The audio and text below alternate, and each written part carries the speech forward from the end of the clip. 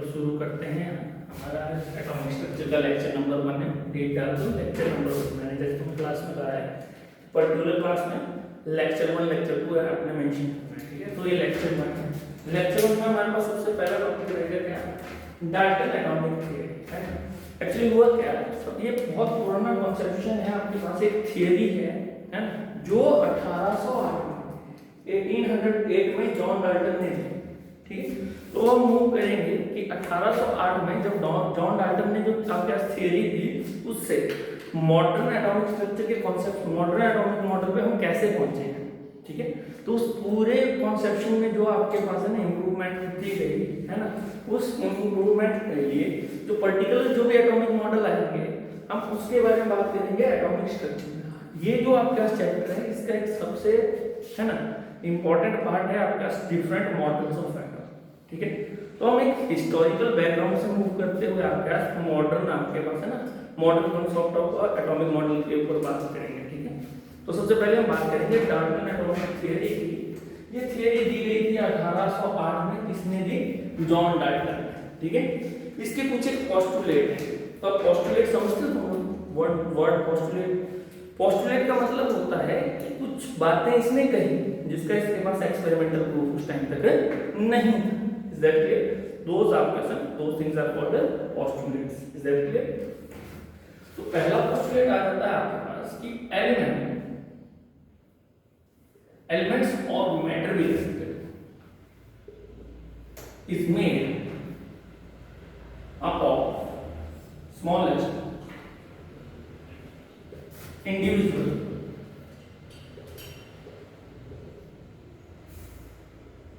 particle called atom। कि matter या element जो है आपके पास, क्योंकि हमें पता है elements are the form of matter, ठीक है। तो मैं पर्टिकुलर एलिमेंट्स लेके चलता हूँ। एट एलिमेंट्स और matter is made up of the smallest individual particle called atom, ठीक है। दूसरा आ जाता है आपके पास कि atom is the smallest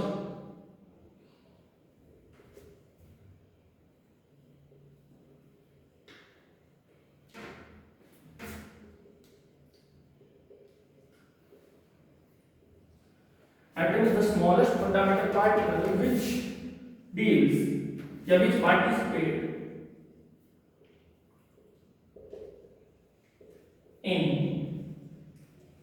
chemical reaction, ठीक है। एटम वो फंडामेंटल पार्टिकल है जो केमिकल रिएक्शन में इंडिविजुअल क्या करता है, पार्टिसिपेट करता है। Is that clear? तीसरा पोस्टुलेट आ जाता है atoms of same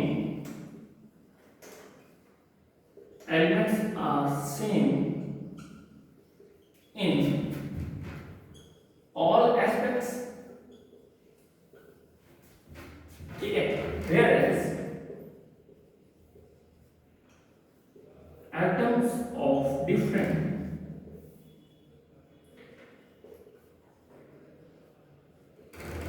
elements are different, ठीक है। सेम एलिमेंट है, पर्टिकुलर कोई एलिमेंट है, उसके जो एटम है वो क्या होंगे, सेम रहेंगे, और डिफरेंट एलिमेंट्स के एटम क्या रहेंगे, डिफरेंट रहेंगे इन ऑल एस्पेक्ट्स। लाइक अगर मान लो कहीं पर गोल्ड का एटम है, मेरे पास मान लो यहाँ पर आप कैसे ना 2 ग्राम सोने का कोई आप कैसे ब्लॉक का छोटा टुकड़ा है, छोटा सा, उस 2 ग्राम सोने में क्या होगा, सारे के सारे गोल्ड के जो एटम होंगे वो क्या होंगे, एक बराबर होंगे ऑल एस्पेक्ट्स, उनका size, shape, physical properties, chemical properties बराबर होंगे। और ये दूसरी तरफ क्या कह रहा है कि 2 अलग अलग एलिमेंट हैं, उनके जो एटम्स होंगे वो क्या होंगे, डिफरेंट होंगे आपस में, ठीक है ना। लाइक मान लो गोल्ड का एटम और सिल्वर का एटम क्या होंगे, डिफरेंट होंगे आपके पास। Is that clear? ओके। चौथा पोस्टुलेट आ जाता है आपके पास यहाँ पे एटम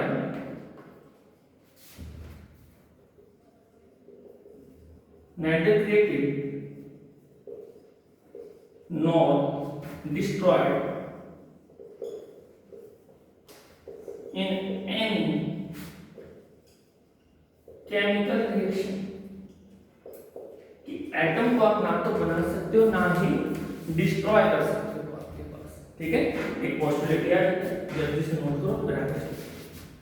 ठीक है,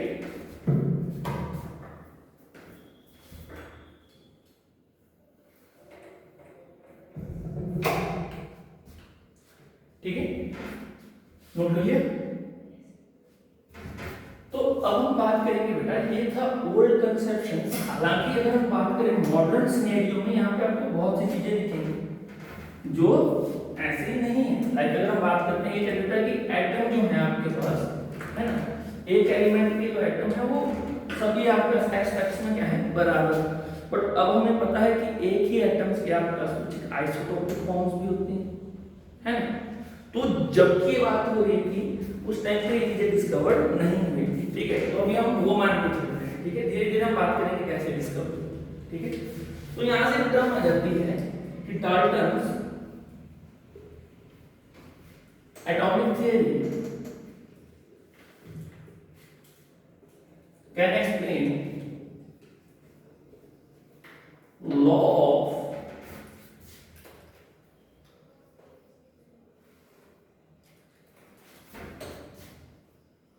law of conservation of mass, law of multiple and constant proportions।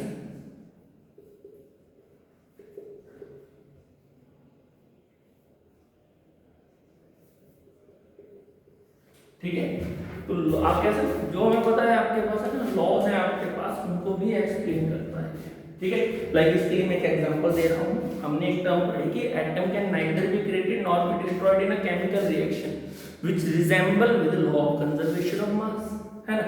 Mass can neither be created nor be destroyed in a particular chemical reaction, है ना। The net mass is remain conserved in that reaction. तो यहाँ पे ये resemble कर रहा है law of conservation of mass का। तो वैसे ही law of multiple proportion and law of constant proportion के साथ ही क्या करता है बेटा, रिजेंबल करता है। Is that clear? ठीक है, तो इन चीजों को डाल्टन्स एटॉमिक थ्योरी ने सक्सेसफुली एक्सप्लेन किया है। ठीक है, now we are moving to what, है ना, discovery of subatomic particles, जो हमारा अगला टॉपिक है।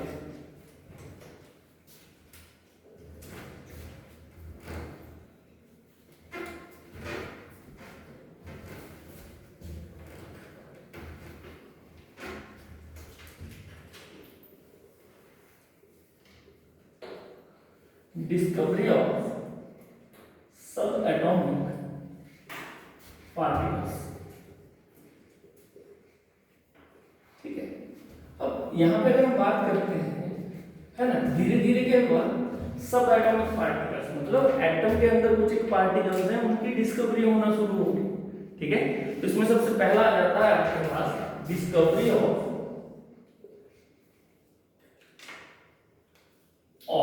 कैथोड रे। ठीक है, discovery of cathodes.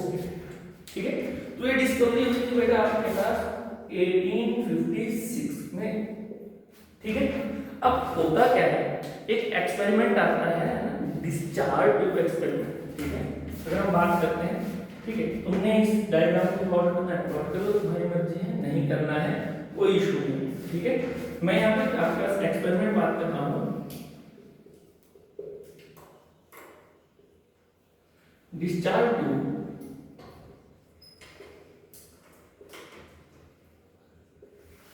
Tube experiment.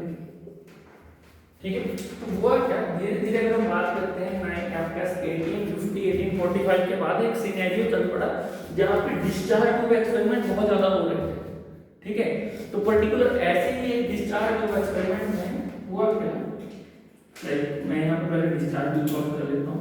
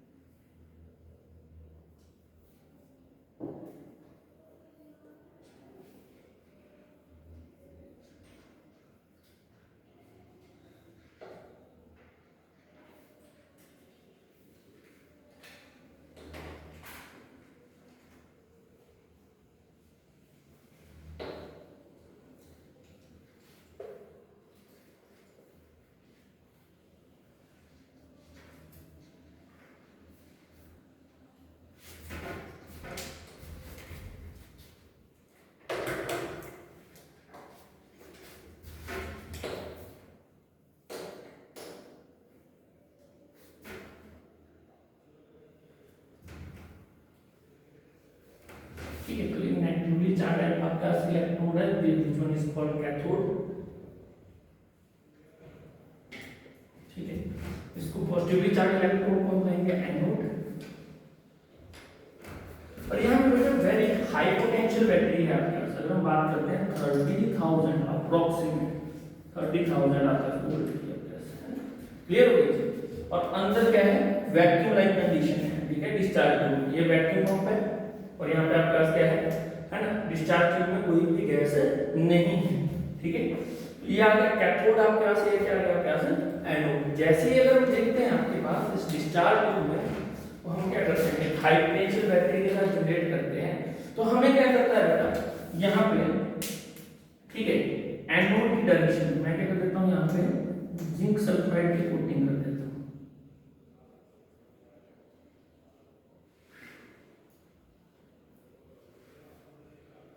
ठीक है। यहाँ पे कोटिंग होगी ZnSc जिंक सल्फाइड, ठीक है। जिंक सल्फाइड क्या होता है, एक है ना आपका फ्लोरेसेंट मटेरियल होता है आपके पास, है जो क्या करेगा, जैसे ही लाइट स्ट्राइक करेगी वो क्या करेगा, ग्लो करेगा, ठीक है। तो होगा जैसे ही मैंने बैटरी को यहाँ पे कनेक्ट किया है, अंदर क्या है, कोई भी गैस नहीं है डिस्चार्ज हुई, ठीक है, vacuum like condition.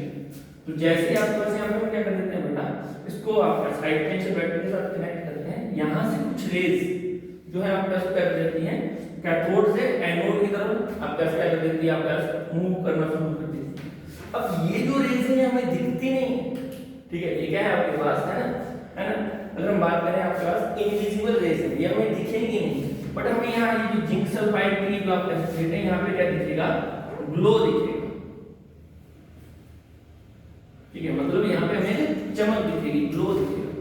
It means यहाँ से क्या हो गया बेटा आपके पास, जब हम यहाँ पे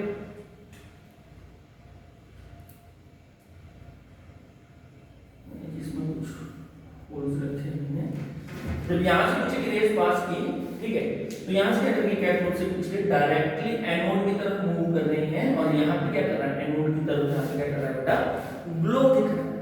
इट मींस यहाँ पे आपके पास कुछ रेज यहाँ से क्या कर रही है, ट्रांसफर कर रही है। तो जो रेज आपके पास कैथोड से, ये दिखती नहीं है पर मैं तुम्हें बता रहा हूँ, मेंशन करवा रहा हूँ आपका कि कैथोड रेज यहाँ से क्या की होगी, एक्सट्रीम ऑफ पार्टिकल यहाँ से क्या होगा, मूव किया होगा फ्रॉम कैथोड टू एनोड, जो क्या कर रहा है, यहाँ पे जिंक सल्फाइड स्टील के ऊपर क्या कर रहा है, ग्लो दे रहा है। उसको हमने क्या कहा आपके पास है कैथोड रेज। तो कैथोड रेज कहाँ से शुरू होती है, कहाँ से मूव करती है बेटा, है ना, they are these rays are move from cathode to anode, ठीक है। जनरेट कहाँ से होती है, कैथोड से जनरेट होती है, कहाँ के लिए मूव करेंगे बेटा, एनोड के लिए। इज दैट क्लियर, ओके, है ना। अब ये स्ट्रेट लाइन में मूव करती है, एक स्ट्रेट लाइन में मूव करेगी आप कैसे ना, विद इज बिल्कुल आप कैसे ना स्ट्रीम लाइन होगी, स्ट्रेट लाइन में मूव करेगी आप कैसे from cathode to anode. Is that clear, है ना। तो यहाँ से क्या हो गया, discovery of cathode ray. Is that clear. अब यहाँ पे कहती है कि जो स्ट्रीम ऑफ लाइट है, इस स्ट्रीम ऑफ लाइट में कुछ पार्टिकल्स होते हैं, फंडामेंटल पार्टिकल, उसके लिए मुझे पता कैसे चला, फर्दर नेक्स्ट एक्सपेरिमेंट में अगर क्या कर देता हूं, यहाँ पे एक पैडल व्हील लगा देता हूं,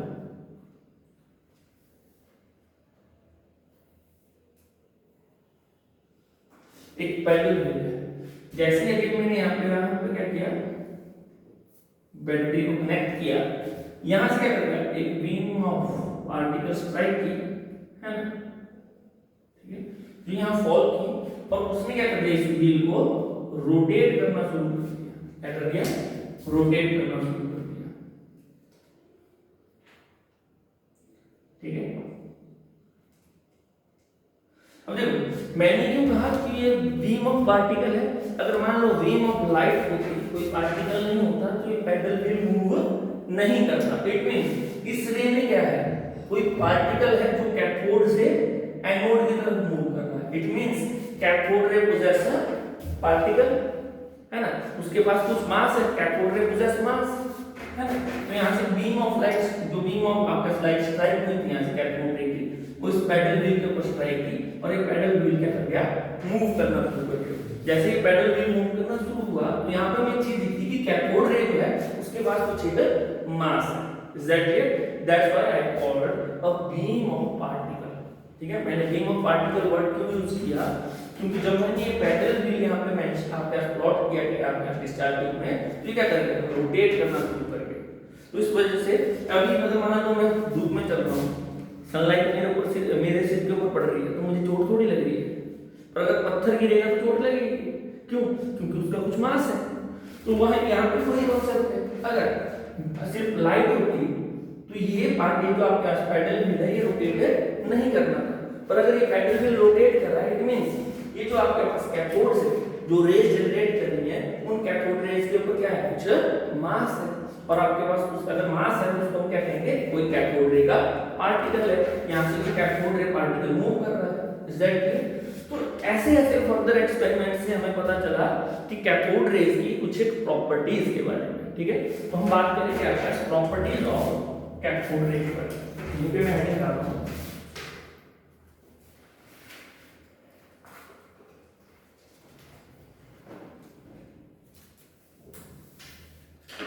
प्रॉपर्टीज ऑफ कैथोड रे।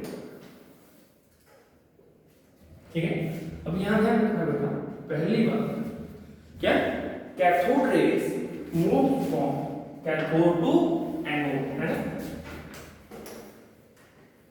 Move from cathode to anode. Is that clear? ठीक है, पहला क्या जाता है, सेकंड वन। अब देखो, जैसे कि मुझे दिख रहा है कैथोड रे ने कुछ मैकेनिकल वर्क किया, मैकेनिकल वर्क समझ लो, मतलब कुछ काम किया इसने, इस पैडल व्हील को रोटेट किया, है ना। तो कैथोड रे पोजेस मास, है ना। तो यहां पे मैं कह सकता हूं कैथोड रे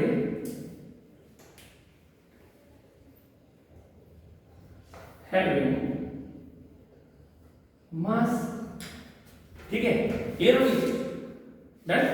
अब तीसरी बात है ना, कैथोड रेज जो है आपके कैसे क्या है, इनविजिबल रेज है आपके पास।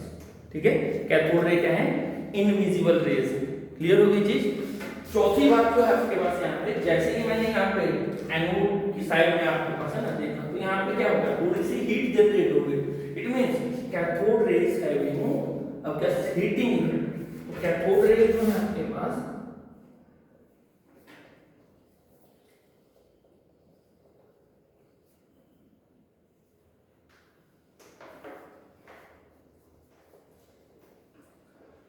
Heating effect. ठीक है, पहले ये नोट कर लो, फिर आगे चलो।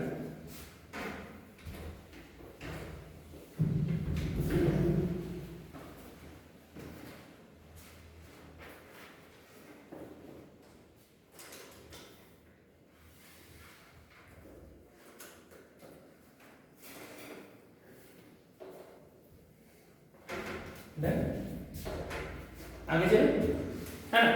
तो एक और पोस्टुलेट आ जाता है, सॉरी एक और प्रॉपर्टी है, जो fourth property, cathode ray moves in a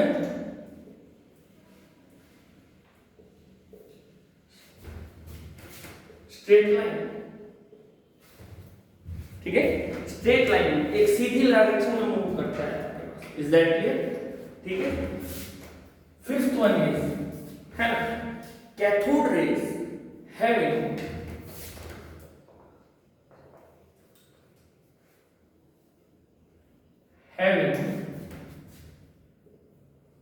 negative charge on it. अब बेटा ये मैंने कैसे डिसाइड कर लिया कि कैथोड रे के ऊपर नेगेटिव चार्ज होगा, इसके लिए फर्दर हम बात करेंगे यही डिस्चार्ज ट्यूब एक्सपेरिमेंट की। जैसे ही मैंने कह दिया था वही डिस्चार्ज ट्यूब एक्सपेरिमेंट है। ठीक है ना। अब हमें पता है यहां से कैथोड रेज मूव कर रही है स्ट्रेट लाइन। ठीक है, क्लियर हो जी। हालांकि मैं बार बार कह रहा हूं इनविजिबल रेज है, मैं दिखती नहीं है, पर मैं वो समझाने के लिए यहां पर प्लॉट कर रहा हूं उसको। ठीक है, तो मैंने क्या किया, यहाँ पे कोई इलेक्ट्रिक या मैग्नेटिक फील्ड लगा दिया आपके पास, लाइक इलेक्ट्रिक फील्ड लगा दिया। इधर आपके पास क्या है, नेगेटिव है और इधर पॉजिटिव। तो जैसे ही मैंने इस इलेक्ट्रिक फील्ड में इसको डिस्चार्ज ट्यूब को रखा, तो ये जो स्ट्रेट लाइन में कैथोड रेज थी मूव कर रही थी, now these rays are deflected toward positive and. कहां को डिफ्लेक्ट कर दी बेटा? ये पॉजिटिव डायरेक्शन में डिफ्लेक्ट कर दी। अब अगर ये पॉजिटिव डायरेक्शन में डिफ्लेक्ट कर रही है तो कैथोड रे के ऊपर चार्ज कैसा होगा? नेगेटिव होगा, ठीक है। तो that's why cathode ray having negative charge, ठीक है। इट मींस यहां से एक चीज पता चलती है कि cathode ray particle is negatively charged. Clear?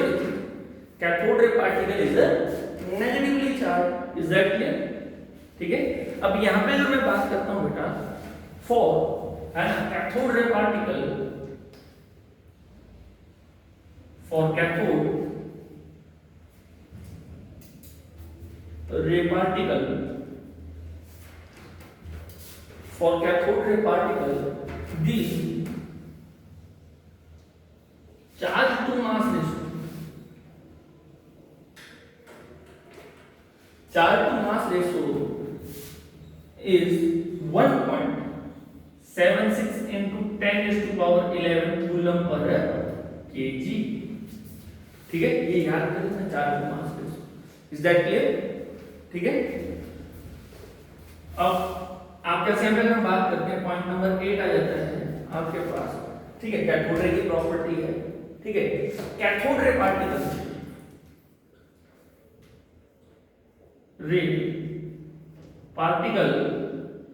Is cathode ray particle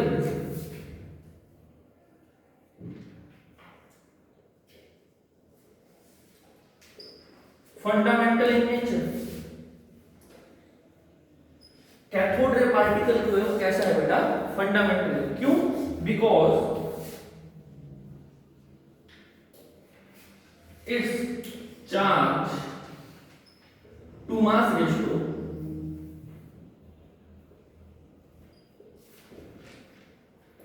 remain constant, ठीक है। या आपका रिमेन कांस्टेंट है, अगर मैं कहते charge to mass ratio is not affected by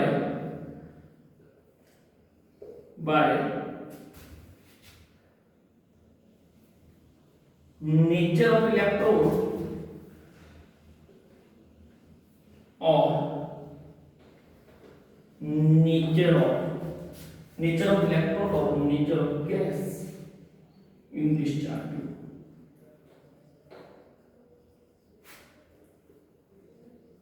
क्या बोल रहा है कि कैथोड रे पार्टिकल क्या है? फंडामेंटल है। क्यों? क्योंकि इसकी जो चार्ज टू मास रेशियो है ये वैल्यू क्या रह रही है? फिक्स रह रही है। इसने क्या किया बेटा? बार बार ये जो इलेक्ट्रोड है कैथोड और एनोड इनको भी चेंज किया, अंदर कोई जो गैस बची हुई थी है ना उसको भी चेंज करके देखा। फिर इसने जब भी देखा charge to mass ratio calculate की, ये फिक्स है, ठीक है ना। ये रेशियो क्या रह रही थी? फिक्स रह रही थी, ठीक है। उसके चार्ज से उसके मास रेशियो हर बार फिक्स आ रही है। मतलब अगर ये वैल्यू फिक्स आ रही है तो क्या है आपके पास? है ना पार्टिकल फंडामेंटल हर जगह एग्जिस्ट कर रहा है। Is that clear? ठीक है। नाउ यहां पे नोट कह सकते हैं आपके पास कि cathode ray particle is called electron. क्या कहते हैं? कैथोड रे पार्टिकल को बेटा इलेक्ट्रॉन कहते हैं। क्या कहते हैं? इलेक्ट्रॉन। तो ये क्लियर हो गया, ठीक है। इलेक्ट्रॉन की आपके पास है ना, इलेक्ट्रॉन के लिए कैथोड रे पार्टिकल इलेक्ट्रॉन है, उसके लिए charge to mass ratio value ये है। अब हमें पता है मास ऑफ इलेक्ट्रॉन आपको पता है, ठीक है। क्लियर हो गई चीज? चार्ज निकाला आपके पास, चार्ज बाय मास रेशियो निकाल ली, तो वहां से हमें पता लग गया कि ये charge by mass ratio for electron. Now we are moving to what है ना fundamental particle electron which exist in atom. तो हु डिस्कवर्ड इलेक्ट्रॉन? किसने की थी इलेक्ट्रॉन की डिस्कवरी? बोलो, भूल गए? थॉमसन मॉडल ऑफ एटम पढ़ा है ना? तो जे थॉमसन ने। Is that clear? भूलना नहीं, ओके। क्लियर? तो ये था तुम्हारे पास क्या? कैथोड रे और कैथोड रे की प्रॉपर्टीज। अब ध्यान दो, ये जो डिस्चार्ज एक्सपेरिमेंट है ना, ये जस्ट तुम्हें समझाने के लिए बनाया है, मेजर इंपॉर्टेंस किसकी है? ये जो कैथोड रे की प्रॉपर्टीज हैं इनकी, ठीक है। तो ये जितनी भी कैथोड रेज की प्रॉपर्टीज मैंने लिखवाई है, जो 8 प्रॉपर्टीज लिखवाई है आपको, ये आपको याद होनी चाहिए। Is that clear? और specially charge to mass ratio for electron, ये बहुत इंपॉर्टेंट है। Is that clear? ठीक है ना? इसको लिख लो, प्रिपेयर करो।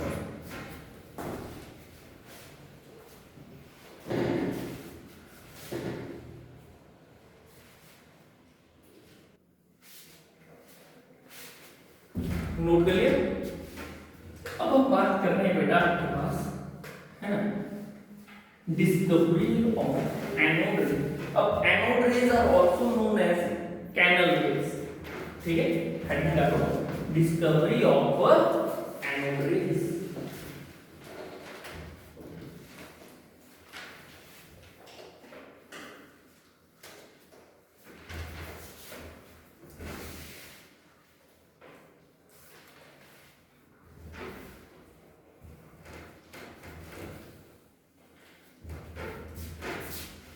देखो अगेन मैं यहाँ पे आपको समझा रहा हूँ, डिस्कवरी ऑफ एनोड रे के लिए एक रफ सा डायग्राम प्लॉट कर रहा हूँ मैं,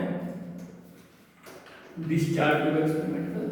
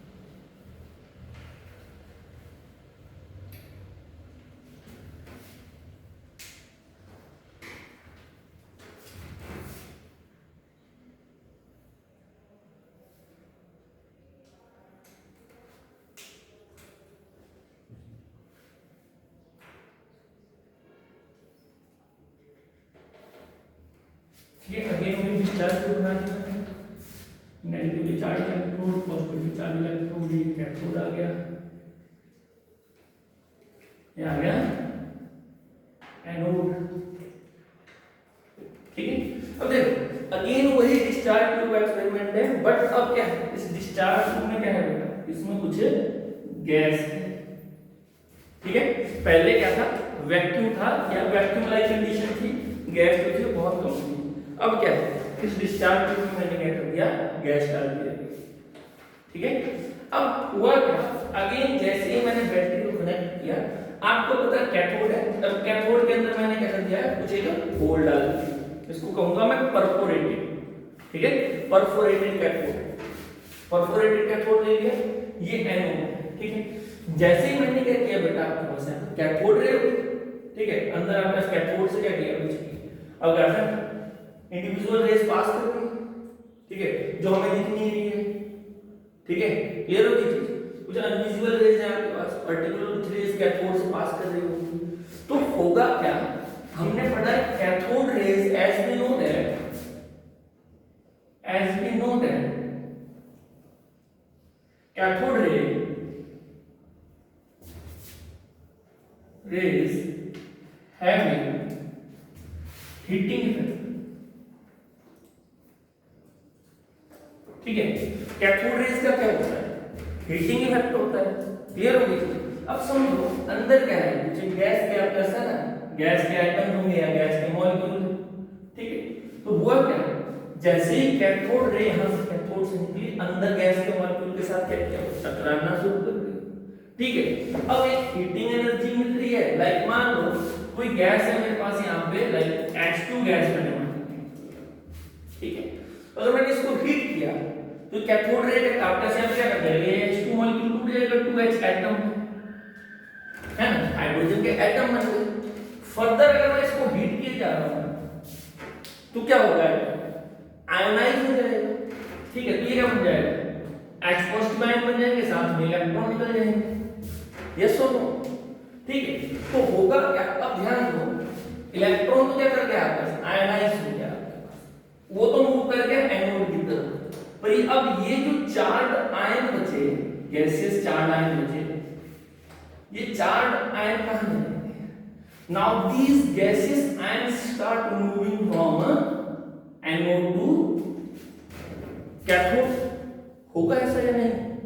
ठीक है, क्योंकि जो लाइक मान लो यहाँ पे इसको मैं तुम्हें ऐसे समझाऊं कि मान लो ये कोई गैस का एटम है जिसके अंदर इलेक्ट्रॉन था, यहां से क्या हुआ, इंडिविजुअली कुछ कैथोड रे आई, वो क्या कर रही है, यहां स्ट्राइक की, इसने क्या कर दिया, इस इलेक्ट्रॉन को क्या कर दिया, बाहर इजेक्ट कर दिया। अगले केस में क्या हो गया, अब ये पॉजिटिवली चार्ज आयन हो गया, इलेक्ट्रॉन तो बाहर निकल गए, इलेक्ट्रॉन उस डायरेक्शन में मूव कर गया, पर ये गैसियस आयन जो होंगे, अब ये पॉजिटिवली चार्ज गैसियस आयन होंगे कहां पे, now these gaseous ion start moving from anode to cathode, yes और नो, ठीक है ना, तो these rays are called anode rays. अब फर्दर अगेन मैंने वही डिस्चार्ज ट्यूब एक्सपेरिमेंट कलर किया, ठीक है, मैंने आपका डिस्चार्ज ट्यूब एक्सपेरिमेंट में वही पैडल व्हील लगा दिया,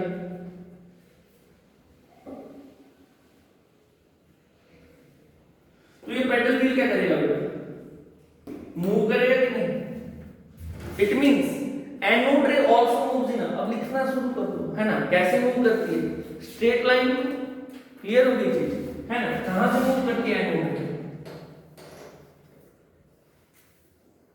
ठीक है। अब एनोड रेज की तरफ बात करते हैं, these rays are also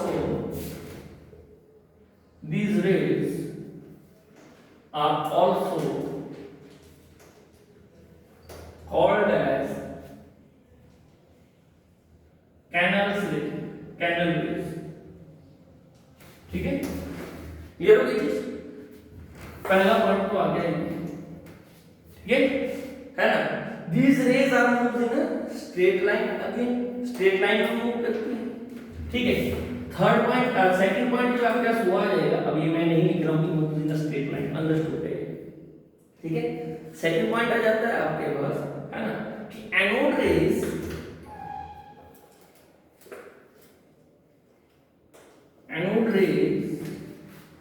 are appear,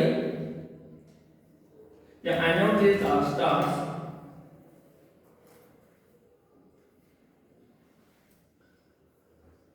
moving from the side of anode to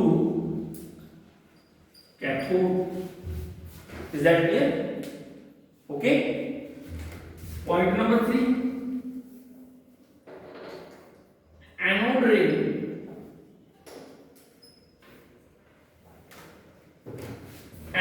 particles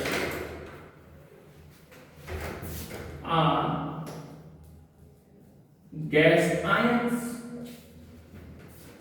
clear हो गई चीज, समझ लिया, ठीक है। Fourth, anode ray possess mass, here we go. Fifth one is anode ray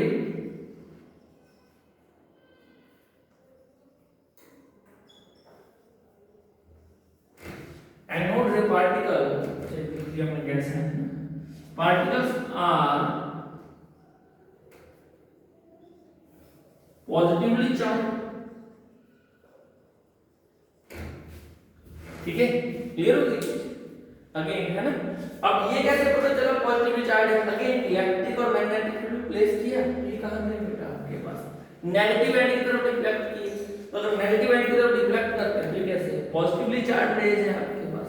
अब यहां पे एक चीज और आ जाती है, ठीक है, नोट लिख लो, anode ray particle is not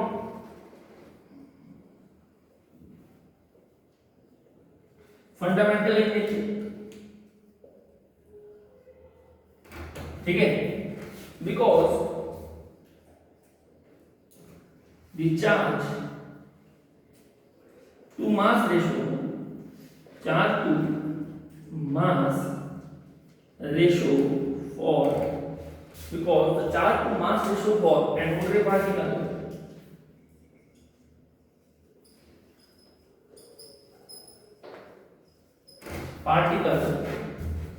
is variable. कैसे होगी बेटा? वेरिएबल होगी। अब ऐसा क्यों हुआ? देखो किसके ऊपर डिपेंड कर रहा है? नेचर ऑफ गैस के ऊपर डिपेंड कर रहा है ना, है ना, क्योंकि एनोड पार्टिकल क्या है? गैसेस हैं, ठीक है। तो हम ये क्या कहते हैं कि anode the properties of anode is depending upon अपना नेचर ऑफ गैस, ठीक है। तो नेचर ऑफ गैस के ऊपर डिपेंड करता है। चार्ज टू मास रेशो किसके ऊपर डिपेंड करेगी? नेचर ऑफ गैस के ऊपर। क्लियर होगी चीज, ठीक है ना, इज वेरिएबल, है ना, क्लियर होगी चीज। इसी में आगे लिख रहा हूं मैं आपका या क्या पहला पॉइंट नोट का, सेकंड पॉइंट आ जाएगा नोट के लिए। ये नोट में ही फर्स्ट पॉइंट है ना, ठीक है। लाइक इसको ए मान लिया मैंने, इसको बी मान लिया, ठीक है। सेकंड पॉइंट आ जाता है आपके पास यहां पे, the charge to mass ratio for anode ray is depend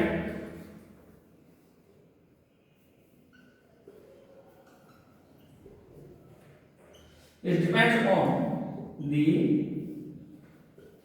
nature of gas, ठीक है। क्लियर हुई चीज।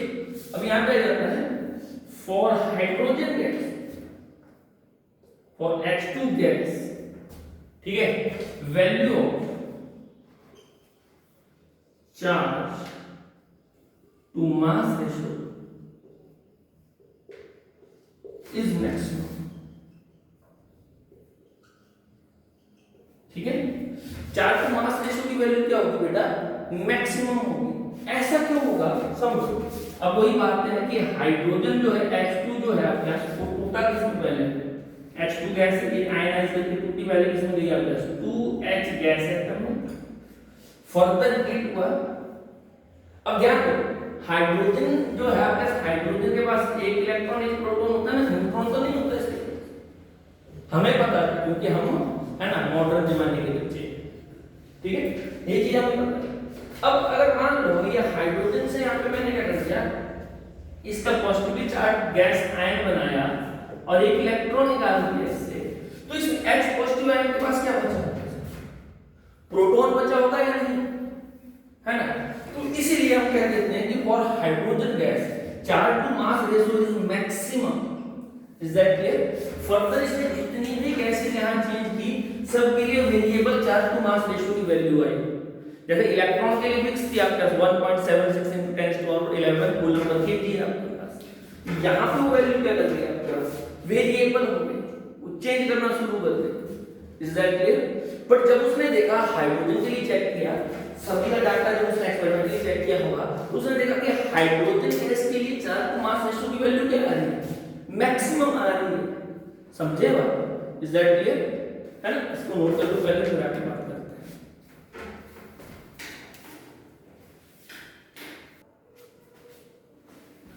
ठीक है, ये क्लियर हो गया कि हाइड्रोजन के लिए charge to mass ratio maximum क्यों होती है? क्योंकि by the loss of one electron hydrogen के पास सिर्फ एक प्रोटॉन बचता है, ठीक है। तो जब हम यहाँ पे देखेंगे तो पर्टिकुलर डिफरेंट गैसेस के लिए क्या होगा? इलेक्ट्रॉन बचेंगे, प्रोटॉन बचेंगे, तो चार्ज टू मास रेशियो क्या रहेगी? कम रहेगी। बट यहाँ पे हाइड्रोजन के पास कैसे प्रोटॉन है, दैट्स व्हाई यहाँ पे मैक्सिमम वैल्यू आती है चार्ज टू मास रेशियो, ठीक है। और जनरली अगर बात कर देते हैं, लिख लो the charge to mass ratio, यहीं लिख रहा हूं, the charge to mass ratio, ऐसे लिखो charge to mass ratio for anode ray,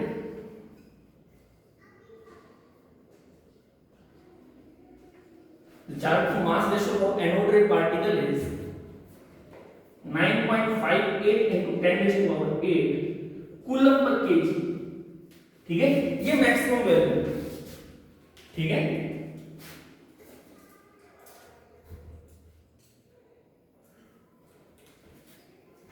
done,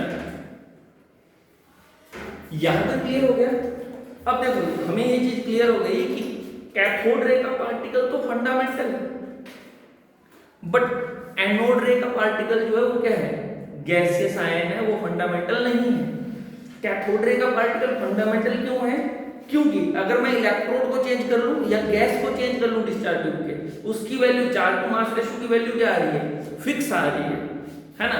but यहाँ पे जैसे जैसे मैं गैस को चेंज कर रहा हूं, है ना, डिस्कवरी ऑफ आपका एनोड रे, एनोड, डिस्कवरी ऑफ एनोड रे, ठीक है, डिस्कवरी ऑफ एनोड रे, क्लियर हो गई। तो एनोड रे के लिए क्या हो रहा है, जैसे जैसे गैस चेंज कर रहा हूं, है ना, चार्ज टू मास रेशियो की वैल्यू क्या है, वेरिएबल चेंज होती है। तो एनोड रे पार्टिकल आपके पास क्या है बेटा, फंडामेंटल नहीं है, वो क्या है ना, these are gaseous ions. Anode ray particle कैसे है बेटा, gaseous ions. Is that clear. तो आज के लिए इतना ही, ठीक है, बाकी बातें करेंगे हम अगले लेक्चर में, है ना। जहां भी कैथोड या एनोड रे से आपका जो इंपॉर्टेंट प्रॉपर्टीज हैं, इनमें अगर कोई कंफ्यूजन रहेगा तो तुम पूछ सकते हो। इधर तुम लोगों को बैठे हो, तुम्हें तो कोई कंफ्यूजन नहीं है, ठीक है। तो thank you, have a nice day.